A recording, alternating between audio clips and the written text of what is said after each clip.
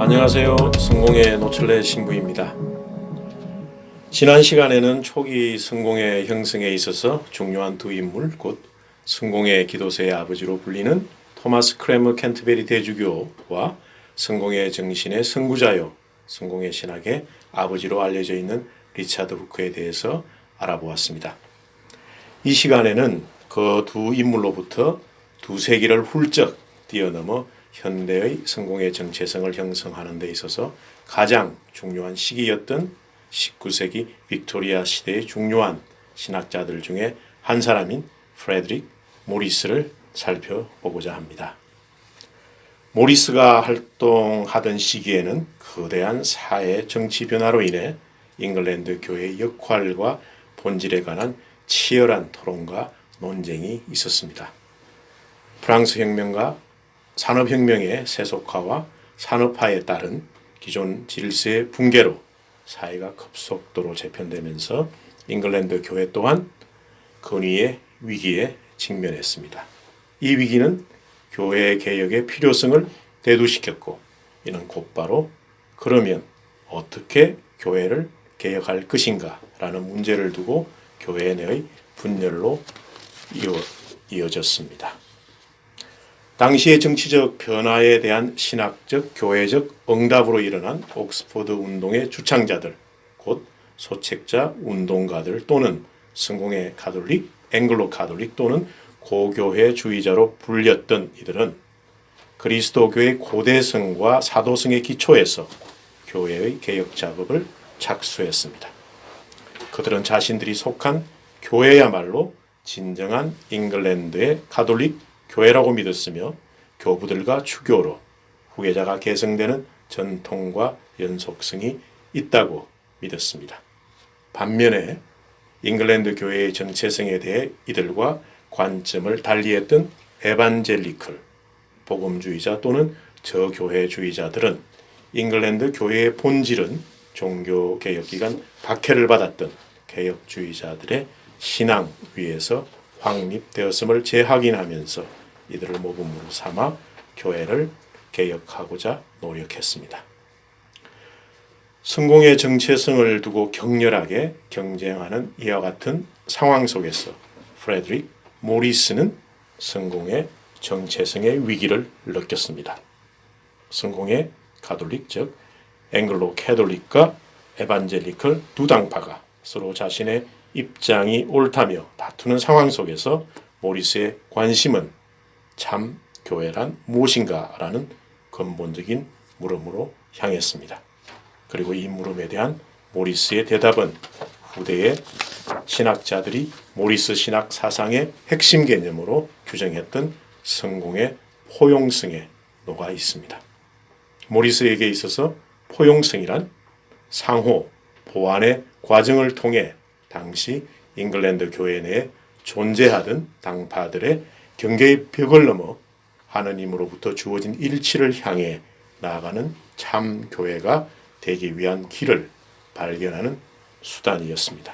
다시 말해서 참 교회가 되기 위한 길로서 자기, 곧 자기 방어와 자기 과시로부터의 해방의 원리가 바로 포용성이었습니다.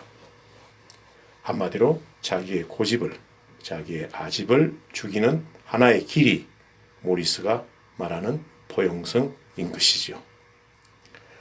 모리스는 모든 신학적 체계, 곧 성공의 가톨릭과 에반젤리칼의 신학적 체계의 중심에는 각각 하느님으로부터 주어진 살아있는 원리가 있다고 보았습니다.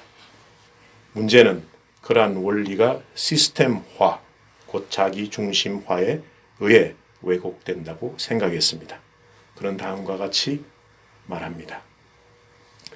교회를 이루는 다양한 체계들, 프로테스탄트, 로마 가톨릭, 그리고 성공회는 나에게 신적 질서를 증명하는 것처럼 보인다. 그리고 각 체계는 부족하고 불완전한 인간을 대신한다.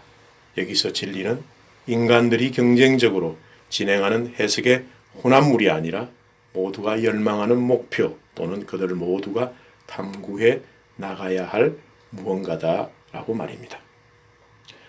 따라서 모리스는 성공의 가톨릭과 에반젤리컬의 진짜 적은 그들 각자의 시스템 자체가 아닌 그들의 시스템 내에 존재하는 배타적 분파주의, 곧 자기 중심주의라고 주장하면서 성공의 정신 안에서 발견되는 고립이 아닌 협력 안에 있는 프로테스탄티즘과 가톨리시즘의 가능성을 보았던 것입니다.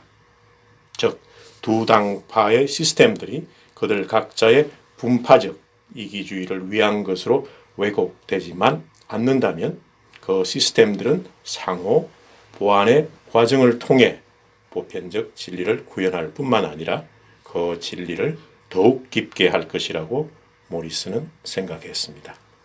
이러한 관점에서 볼 때 성공의 정신의 꽃이라 할 수 있는 비아메디아, 곧 중도와 다양성 속의 일치, Unity in Diversity의 개념은 포용성이라는 개념 안으로 통합된다고 할 수 있겠습니다.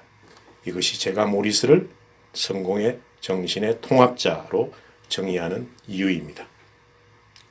물론 모리스는 자신의 저서 어디에서도 포용성이라는 표현을 쓴 적은 없습니다. 모리스가 즐겨 사용한 개념은 일치, 유니티, 그리고 가끔은 성스러운 조화, 디바인 하모니라는 표현이었습니다. 1948년 람베스 회의를 통해 모리스의 포용성 개념은 성공의 정체성으로 공식화되었으며 이어서 1968년 람베스 회의의 한 보고서는 포용성의 본질을 논의하면서 다음과 같이 언급했습니다. 포용성은 그리스도인들이 친교를 깨뜨릴 필요성을 느끼지 않으면서 의견 차이를 보일 수 있는 사안들에 대한 불일치를 용인하는 반면 근본 원칙에 대한 일치를 요구한다. 성공회가 생각하는 포용성은 타협이 아니다. 그것은 혼합주의를 위한 고상한 단어가 아니다. 오히려 그것은 진리에 대한 이해는 성장하는 것이라는 점을 시사한다. 즉, 우리는 오직 조금씩 진리를 깨달을 수 있을 뿐이다 라는 것이다. 또한 세계 성공의 공동체 정체성의 가장 중요한 기준으로 여겨지고 있는 시카고 람베스 사계조항 역시 그 원작성자인 미국 성공의 사제 윌리엄 헌팅턴이 밝혔듯이 모리스의 신화로부터 큰 영향을 받았습니다. 지금까지 살펴본 바 저는 모리스가 현대의 성공의 정체성과 이해에 큰 영향을 미쳤다고 생각함과 동시에 그에게서 오늘날 성공회와 친숙한 진리, 어떤 진리일까요? 곧 상호 존재 의식이라는 커뮤니온 개념에 대한 성찰과 배움을 발견합니다. 그러면 커뮤니온이란 어떤 개념이겠습니까? 커뮤니온이란 인간은 상호 의존적인 존재임을 알고 그 결과로 상호 공존의 삶을 사는 것, 곧 인간은 혼자서 살아갈 수 없는 존재로서 이 세상에 존재하는 모든 것들과의 끊임없는 상호작용 속에서 살아가야만 하는 상호 관계적 존재로 하느님으로부터 부름을 받았다는 상호 존재 의식 개념입니다. 참고로 이러한 상호 존재 의식의 진리, 곧 커뮤니온의 삶의 진리를 이 세상에서 증거하는 것을 교회의 목적과 본질로 이해하는 세계 성공의 공동체는 그 영문 이름을 The Anglican Communion이라고 표기하고 있습니다. 즉, 세계 성공의 공동체는 스스로를 단순히 필요에 의해서 유유상종하는 하나의 연합체, Federation, 또는 서로 좋아하는 사람들의 단순한 모임, 게더링의 성격보다는 하나의 커뮤니온으로서 곧 이웃과 세상 그리고 하나님과의 깨어진 관계를 회복하면서 더불어 사랑과 일치의 삶을 살아가는 공동체로 인식한다는 말이지요. 이러한 커뮤니온 개념이 모리스의 포용성에 큰 빚을 지고 있는 것이고요. 끝으로 여러 교단으로 나뉘어 각자 하느님의 나라를 찾아 나서는 것이 당연시되는 오늘의 한국교회 상황입니다. 이러한 상황에서 새로운 화해와 복음의 길을 모색하고 있는 한국 그리스도 교회에게 있어서 모리스의 신학, 특별히 포용성의 개념은 연구해 볼 만한 가치가 충분히 있는 주제라고 생각합니다. 지금까지 오늘의 성공회를 있게 한 3명의 주요 인물들 중 그 세 번째 인물인 프레드릭 모리스에 대해 알아보았습니다.